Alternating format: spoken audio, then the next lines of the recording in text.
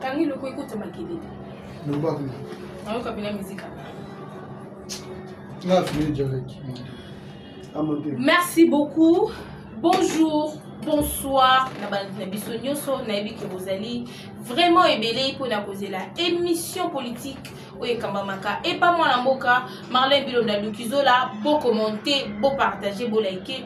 Bon s'abonner massivement na ba chaîne na biso pour te bo rater ata information na bino mon côté alors na pesimboté na ba na biso tout bazana Allemagne, France, Belgique partout le monde entier na pesibino bamboté bande ko na biso ya RDC les 26 provinces démocratiques du Congo et puis bande ko na biso ya Est to pesibino bamboté on est de cœur avec vous alors ba imboka na yebi que bozali wana komi tout na déjà moi na mboka memeli bino nini moi na mboka iko sola na bino nini moi na mboka iko sola République démocratique du Congo pour moi pour na kolobela ba dire il y a député Willy Mishiki alobaki alekaki lelo na top Congo il a dit il a fait des révélations donc ce n'est pas du tout bien tokosolango na kati émission na biso lokola premier point puis deuxième point na biso tokolobela par rapport il y a déclaration il y a monsieur Chadari alobi que suspension oyoyo le gouvernement des ministres il y a intérieur APC contre PPRD et Taliban Moti. De analyser ensemble et puis pour finir le FRDC va comme à niveau nini est-ce que le M23 va aller agresser ou pas est-ce que position à FRDC et puis bah wazalendo et commis na niveau nini avant toute photo continuer l'émission na biso beaucoup melangai je suis wazalendo na ba commentaire beaucoup ma je suis wazalendo je suis FARDC je suis wazalendo je suis FARDC merci beaucoup. Tout bandi déjà to continue na première point na biso il y a émission il y a mokolo moi lelo oyo na lobaki le député Willy Mishiki a été reçu comme invité na plateau il y a top Congo azaki invité na plateau ya top Congo oyo il a eu des questions oyo to ba journaliste ba tuna qui par rapport ya député par rapport ya plutôt ya candidature na yo c'est ya Assemblée nationale il y a eu beaucoup de questions mais ce n'est pas ça qui est mon problème pour la journée d'aujourd'hui, mais juste comment recadrer le député Willy Mishiki plutôt par rapport il y a ma réponse et puis par rapport il y a coupé sa position il y a armée nabiso congolaise. Qu'est-ce qui s'est passé réellement?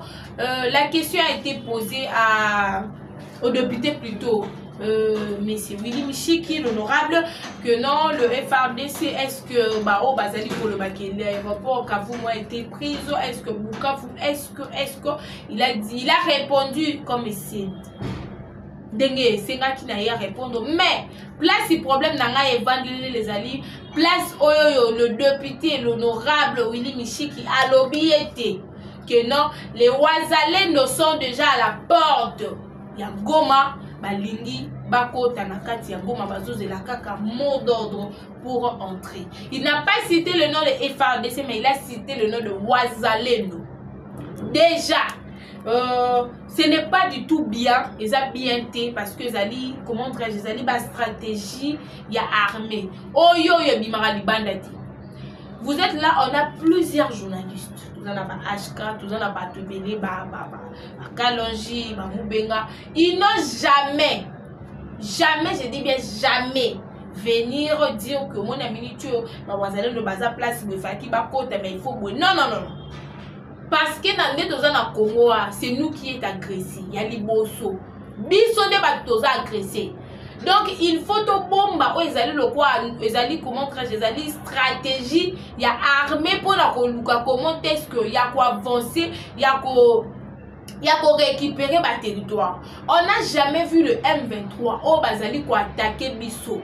Bah il y a déjà des états de qui to ba publier que nous avons besoin na porte une telle place to lingi to kota. Non soki ba lingi ba kuesa kambala moko. C'est comme ça avec l'armée. Bozala bino de agresseur, to bozala bino de batu bozala bino de batu bandi guerre. Ba pesa ka position ya armée. bayaka directement bakoti s'il s'agit ya kokweyisa territoire to province moko boye to pays moko boye bakweyisaka déjà. Vous allez vous retrouver que déjà place wana déjà ezali déjà ya kokweya et puis par après les informations au circuler que non place boye kweyaki quand les M23 avaient récupéré quand les M23 va récupérer qui Goma. Tout le monde qui place mon côté les M23 baloba qui na itando qui to balancer qui message que non on est aux abodozo quoi ça Goma non et tikala ko message on est tikala ko circuler to se retrouver à malamoko Goma quoi parce que ils avaient tout un procédé pour baquer ce territoire. C'est tout un procédé aussi pour récupérer un territoire. Ce n'est pas facile. Déjà il faut étudier le terrain.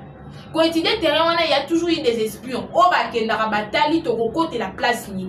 Est-ce que Bangouna na biso to bato to za ko agresser, to zo luka to attaquer bango. Baza la position ni batelemi na partie est, ouest, sud ou bien nord. C'est toujours comme ça. Il faut étudier le terrain. Comment est-ce que le terrain comment est-ce qu'on va entrer? Mais comment est-ce qu'un député de la RDC, récupérer comment? Mais le député, oui, il prend l'audace. Moi je peux dire, il prend tout son courage de venir donner la position de Wazalendo. On est une façon à côté Kabiso. C'est par là on va aussi se recourir que à l'époque aux alliés sous parmi bateaux aux alliés qui proche il y a un peu perdé. On peut se dire la vérité en quelque sorte. Toye la biso pour attaquer au thé. On est juste venu vous dire que les stratégies de l'armée ne s'exposent pas. Stratégie ya ba mapinga ba exposera ngote. C'est comme si aux autres travaillaient en collaboration na ba ennemi pour te dire bon que moi na minute ba wazale do baza na porte ya Goma alors bino bon dévancer bango. Bon comment traiter ba barrière parce qu'en réalité Goma ezara na maboko na biso souci. On doit se dire la vérité. Goma ezara maboko ya ennemi ba M23. Tant yo au lancer message wana na journée à na top Congo. Ezali eza lokola ba chaîne sous mikie mais c'est une grande chaîne. Eza lokola chaîne internationale. Donc même ba M23 même nanga na top Congo. Ayoka ba lobi ninyo, ba yambaki nanyo wana lobaki ni pona nga ya ko répondre na gouverneur ya banque centrale. Azoki information na wapi. Le gouverneur ya banque centrale alega ki wapi c'était à top Congo. Oya expliquer ki ndenge ni mambo dollar il faut se passer. C'est par là ça donne du courage à Corneille nanga ya ko répondre parce que ni t'étais top Congo nanga répondre te nanga pas nanga lobo ya lobaki te. Tout ça se passe na top Congo. Maman ram au top Congo tout nanga na président de la République ça wapi c'était au top Congo. Déjà tant ou député à l'équipe na top Congo même les ennemis moi ni ba M23 balanda information ma casse ça chaîne bo balanda magasin top Congo ba bi que top Congo a benga bateau bazo yebi bazo pesa bango comment un peu de sagesse ba yeba ndenge ni ba osala déjà tant ou yo l'équipe na top Congo o yebi si bon ke moni ba wazalendo pa de na porte Goma ba ozela ka mot d'autre o yebi ça ba M23 boye moni M23 bo sécuriser Goma pour que ba wazalendo ba kota te c'est ça l'information. Moi, je peux conclure par là. C'est ça l'information. Parce que ça une stratégie armée. Tout ça, on a posé à Goma. Tu récupérer en haut. Mettons, Bino Boromi Kobimi, c'est la biso stratégie à Goma. Cela veut dire que non, vous allez vous Goma quoi été. Ce qui vous surprend, ils allaient parce que Kavumu et Koya qui va quitter. Kavumu a été récupéré plus tôt. Même M23 s'attendait qu'il n'a pas. Bah arme aux côtés du jour au jour bah information comme qu'on bombe mais même pas un peu parce que bah tout bah notre travail en collaboration na bon bah ça sous l'accès à côté quand sous bah arme té bah ça sous l'accès à côté quand sous bah information té demande bah comme qu'on s'est retrouvé dans le pétrin que non bah sous douara déjà bah komaki déjà bah wazali no bah komaki déjà bah faire de ces bah komaki déjà vous n'êtes pas porte-parole de l'armée. Vous avez porte-parole de l'armée té pour y bisa. Oya ko expliquer na biso ba congolais que ba wazalendo ba komi na Goma mais ba wazalendo ba zu Goma te et fallait qu'il doya ko yebisa biso moto mo wazalendo na nga récupérer Goma donc nga ko ya na top Congo le bi mona minute nde to za on est très content parce que wazalendo za na Goma mais wazalendo za na Goma te aza na porte ndenga yo lobby parce que nous on ne confirme pas ça et puis ministre plutôt porte-parole et armée pas confirmé que ba wazalendo baza na porte ya Goma En quelque sorte, vous voulez nous dire quoi? Ils ont été armés. Ce ne sont pas des animaux. Ce sont des êtres humains qui sont à niveau de Goma. Alors, à niveau de Bukavu, du jour au jour. Déjà, nous avons un problème, que non, les M22, comme j'avais dit hier à l'émission, que la population doit se protéger. Donc, se protéger dans le sens nini. Se protéger dans le sens nini. Dans le sens que non, je sais déjà que non, parce que l'étape où étape que non, il faut récupérer le territoire tout. Il faut qu'il faut récupérer. Alors, on y a pembe dans la ebiete. Tambola to peki saki en lobby. Parce que M23 commis côté dans la carte population. Ça rapport à sikote, ça la en déjà, s'ils savent que non, armée Mikolo est commis fort et il n'y a pas de bombarder, il n'y a pas de bombarder, il côté dans la carte population. Pour que la carte population, faire des ça dans la réserve, il y a quoi attaquer.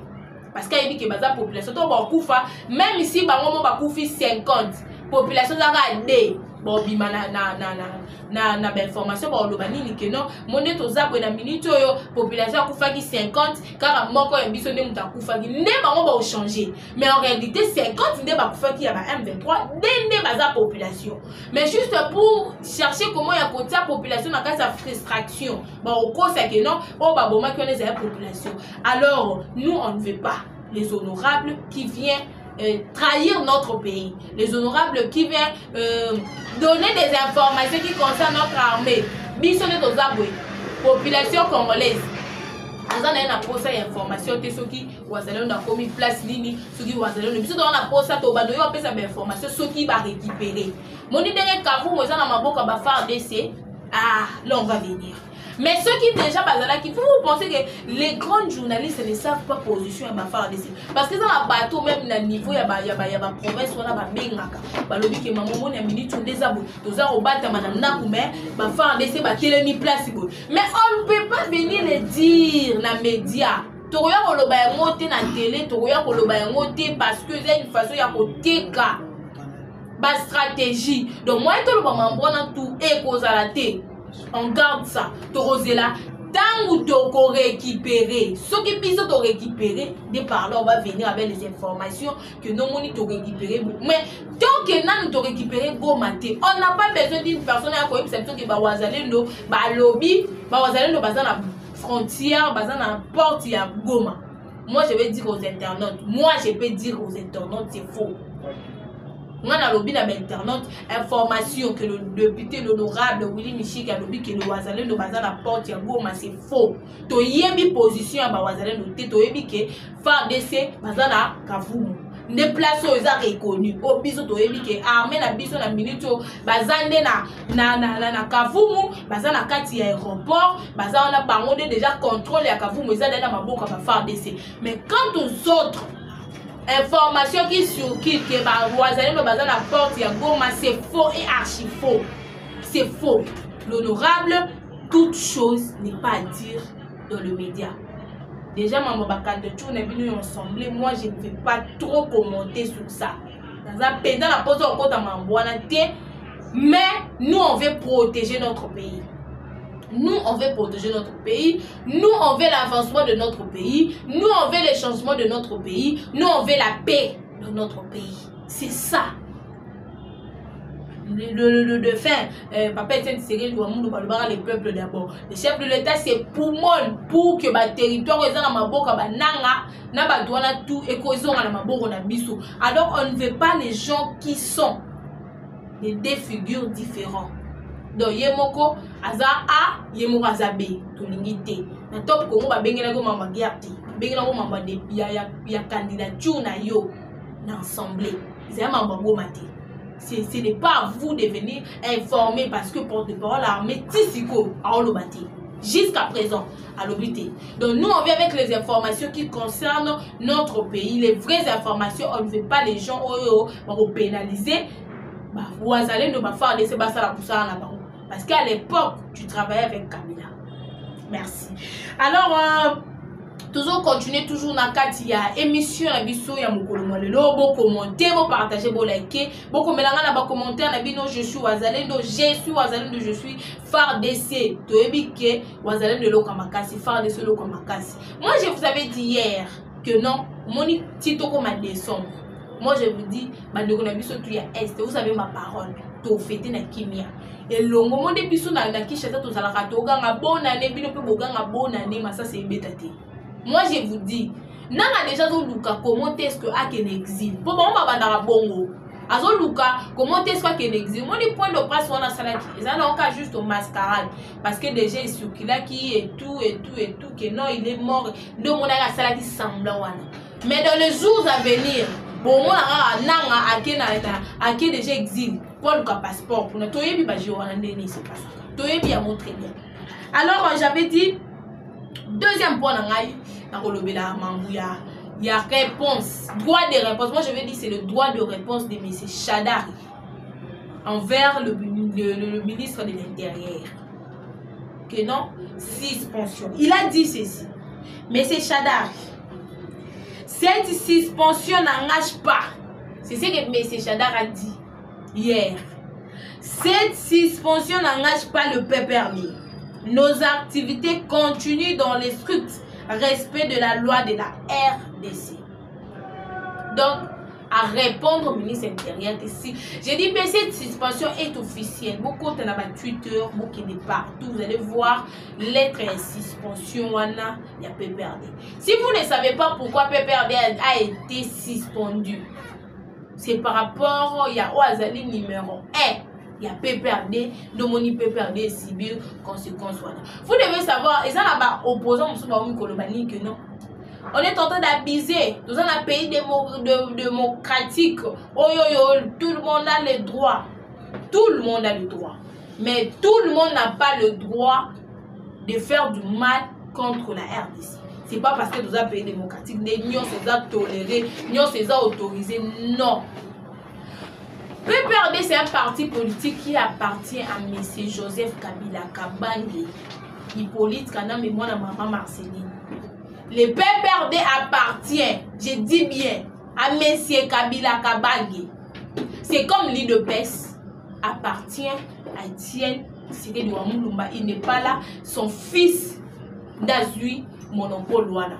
Donc bon il que suspension à parti politique et dépendra même la leader nango Oazali numéro 1 pour mettre suspendre parti politique ceux qui leader en a d'autant la bien té république ils ont le droit à suspendre parti politique voilà. Kabila c'est quelqu'un nous tous on connaît, il fut l'ancien président de la République, il fut le sénateur à vie il y a Congo, mais tous ces comment traiter nous sommes là qui le la nomination azala sous ya moté il est revenu le quoi citoyen na titre ancien président comme ancien. Alors Kabila il est déjà un danger pour notre pays.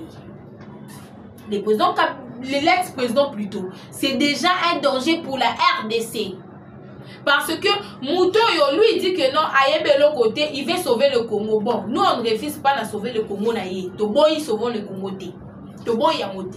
Mais on va se poser la question. Oligno sauver le Congo parce que le Congo a un problème. Toi tu veux sauver le Congo, mais tu es en capacité. Il y a un billet d'avion. Kokena Goma. Moi j'ai vu le peuple congolais. N'est-ce pas minute au go mais ça n'a pas beaucoup de M23 parce que go mais ça n'a pas beaucoup de sauter. N'est-ce pas go mais ça n'a pas beaucoup de M23. Est-ce que le président de la République, le président Fachi peut prendre l'avion à Kenagoma? Ce qu'on m'a peine vivant. Jamais. Mais le président déjà Kenara déjà Goma. Avant Goma ezala na maboka ba rebelle. Il faut oyeba. Tant Goma ezaki na possession na biso. Le président était parti. Pourquoi pas Kabila pas que na l'époque oyoyo Goma ezalaka na maboko na biso? Pourquoi Kabila va aller na l'époque oyo Goma comme na maboko ya ba nanga ne le nani comment Kabila azui billet qui kovanda na Goma qui lui sécurisé parce que aza ancien président tout le monde a même na mboka misusu c'est lui qui est ancien président de la République Moroboui. bitumba nyonso eza ya mboka wana etali ebe nyonso eza ya ye donc soki bakate peut-être kozwa président oyo aza en place bakoki mpe kozwa président oyo aza ancien mais Kabila se porte garant ya kokende Goma et puis avanda na Goma qui lui sécurise nana bandaki ko sécuriser Kabila na niveau ya Goma nanga parce que la minute le président de la République ne paie même pas a ko raisonner dans raisonnement na été ata makolo na ye na nini na Goma mais Kabila akenda Goma kenda osani tout va nous expliquer bino nyonso. Moi je ne comprends pas les opposants parce qu'il y a parti politique à mais c'est politique kanambe. Je comprends na bango te si veulent ceux qui va aussi l'opposition bien prendre leur temps de bien réfléchir avant de répondre. Muto akena na Goma pona ko sangana na ba rebelle, c'est ce qui est vrai. Hormis cela, il a été interpellé dans la justice congolaise. Azala interpellé parce que Joseph Kabila Sambisa a beaucoup de titres. En étant ancien président, en étant sénateur, en étant aussi un ancien militaire. Vous comprenez? Au moment où Sambisa Kabila avec 3 titres. Oyo justice interpellé qui Kabila. Alors, dans tous ces 3 titres, Kabila a raté pour nani. La population, le Congolais. Avant procès à Kabila Banda. Pourquoi Kabila a maman porté disparu à Kenarana Goma?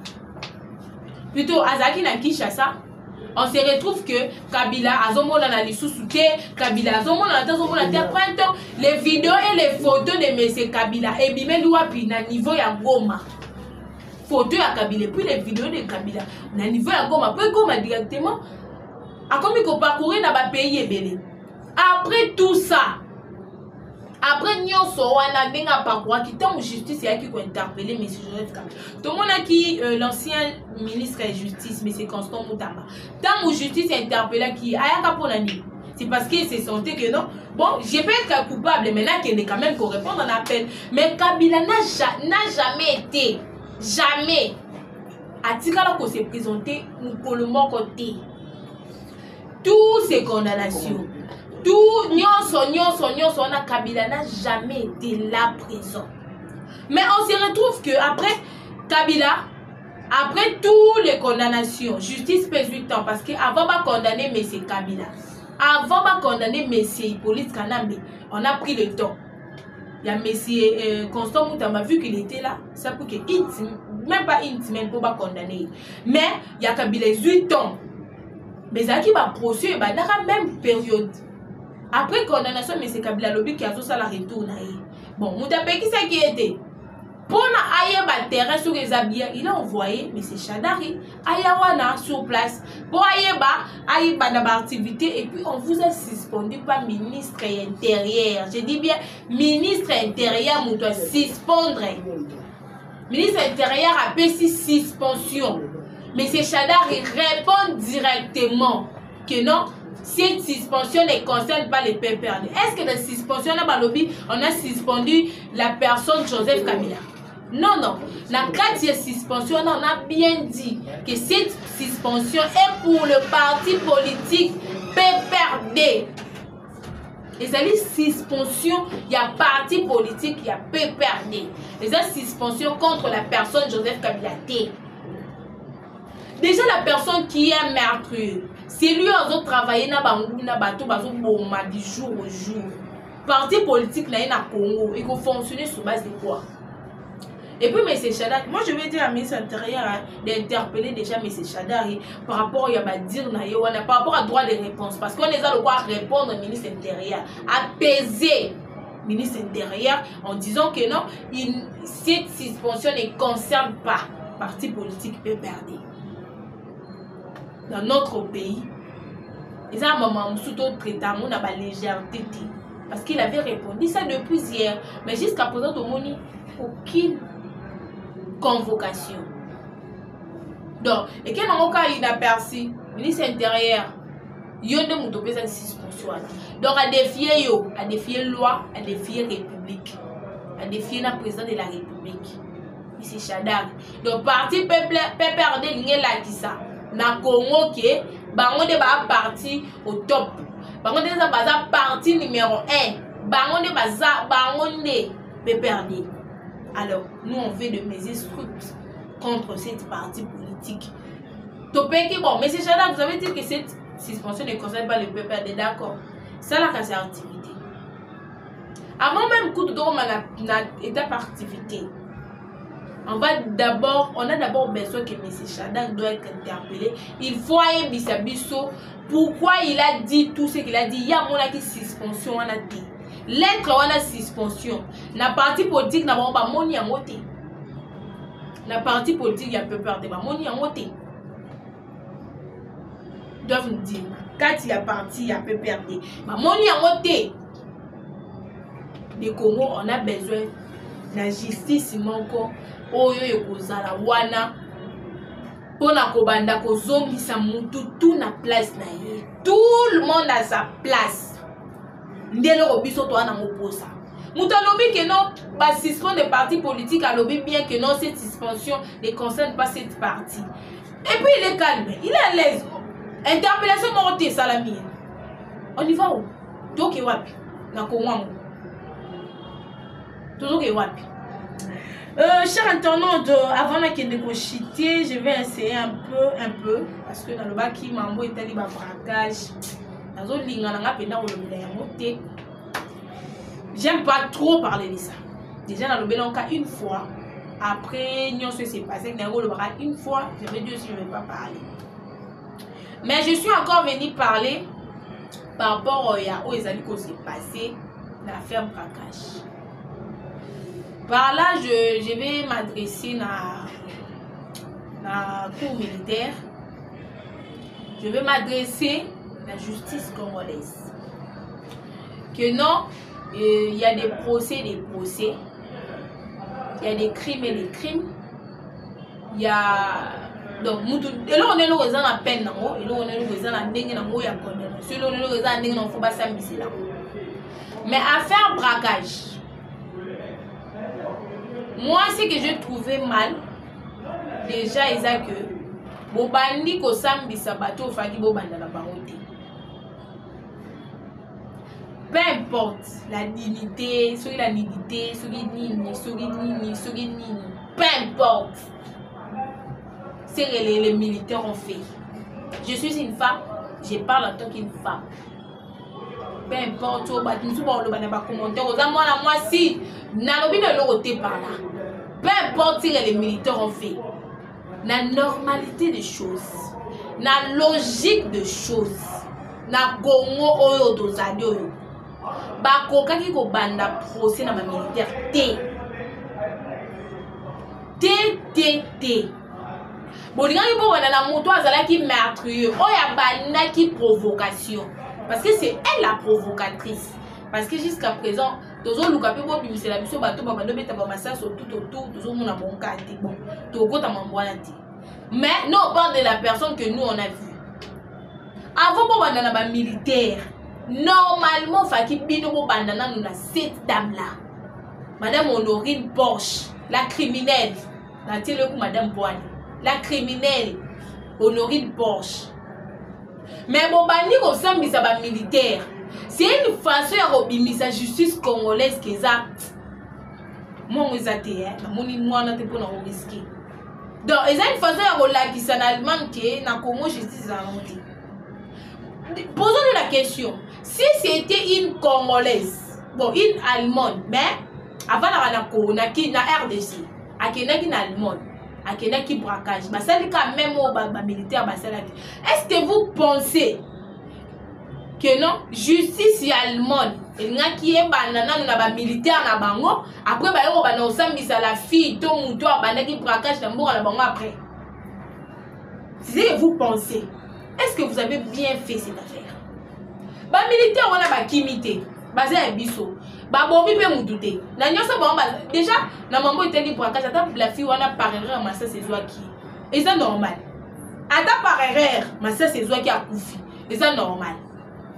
Et c'est normal parce qu'il y a une place qui a coûté qui va sauter, c'était des hommes.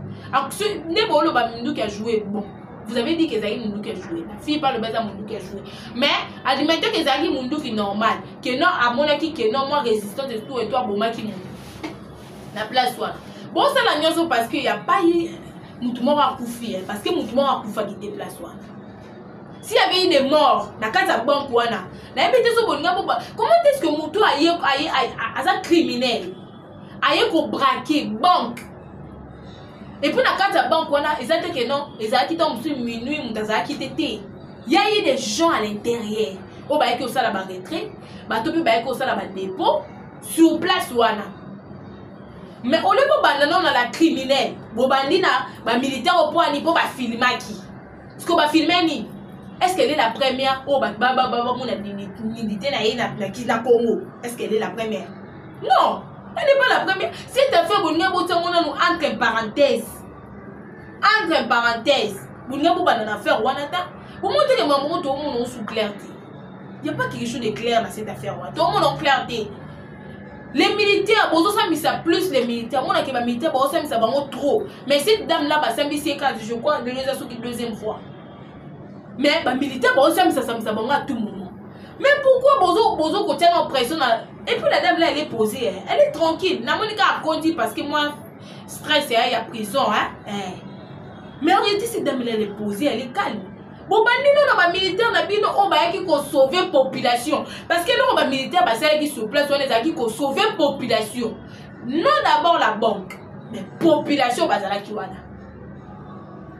que ceux qui ont quitté parce que les militaires ont alerte et pesama qui na place wana. Ils ont qui na ba les bandeko, ils ont tawa. Na mu pepe. Non, ils ont qui na place mort boye, oyo ba masasi wana bandeko ute. Alors la police, FARDC, OJR, ONIMI, nous sommes qui d'abord pour protéger la population et puis qu'on kanga. Quand on protège la population, il s'agit de la population et c'est bien. Donc la population n'a pas bien aillé. Donc banque centrale les ont fait partie de la population. Bateau bazaki na kata banque centrale ou na banque plutôt na banque na roy banque. C'est la population. On bazaki tout autour. Population. Victor, ils ont place aux alliés, ils ont place publique. Ils ont place publique, ils ont place commerciale, ils ont place publique. Oh, circulation de la carte, tout moment. Police est comme ça, la moussala na yé. Ceux qui, babilame qui t'inquiètent, c'est parce qu'elle résistait. Vous pensez si la dame n'a pas c'est qu'elle met en l'air, pour bana bon, tu es mis à mettre en l'air. Allez sortir, ceux qui abîment qui dépendent de la kimia. Soda l'ingayaka, banjo le relais blanc, maman banjo filmer. Non, non, c'est parce qu'elle résistait. Ne pas bêtiser par force. Il y a un comprend l'été. Et ça qui a eu 1000 francs. Quand on y est, il y a eu 5 ça va bêtiser par zoki sié. Malgré que la population n'a pas le droit à poser la justice, mais Moutou a eu ça déjà ma bé, a eu qu'on braquer la banque. Il y a eu combien de gens qui ont mis sous Beleka sur place. Nous sommes peut-être sous la méthode pas côté hôpital. Frous ou un akara nega mona qui kara. Oh, il y a mon qui est sous place ou on est à côté de l'hôpital. Mais la police a été protéger la population. Pour bandi la police. Mais pour tirer mon doigt et qui boma. Parce que mon doigt est braqué. Oh, nous sommes royal local a été accalé. Défense à l'ibossi à boma. Donnez à la bombe mon tout a été intercalé. Mon doigt a opération. Opération à l'ibossi à la kobomanane. Il y a des bossés à la Bomanane. Soit disant, Ezalaki Moundou qui a joué. Bon, vous avez dit, voilà, ici, image que Ezalaki Moundou qui a joué. Mais, tout le monde est sous Bobimi si chassé à Babal. Parce que Babal a besoin qu'il y ait un roi. Moundou qui a joué. Mais, chassé, maman, besoin à Babal ou Ezalaki. Parce que Babal, il y a un Moundou qui a joué. D'accord, ça passe sur un bon à la biseau, hein. Là, mais bien sûr. Tout ça, la mambo, est primordial. Et on tout ça raté. Est primordial, c'est comme ça avec la RDC. C'est comme ça avec la RDC. C'est comme ça. Merci beaucoup, chers internautes, tous qui depuis na pemen il y a suka émission la biso za ba biso bazo tuno maman zo qui na poser na tena mon importance ok na te. Pour nous on est là on et suka ça mutema donc moi là qui pour l'exacta na kuna te. Alors, Tozo, moi, Moukié, Nangambouya, Est, il y a République démocratique du Congo, comme je vous avais dit beaucoup, mais je suis Ouazalendo, je suis FARDC, je suis Ouazalendo, je suis FARDC. Site Kivu. Après l'heure des fêtes face aux résistants Ouazalendo hier à Lushinga, territoire de Mwenga. Les rebelles rwandais du M23 ont été aperçus à Buringi.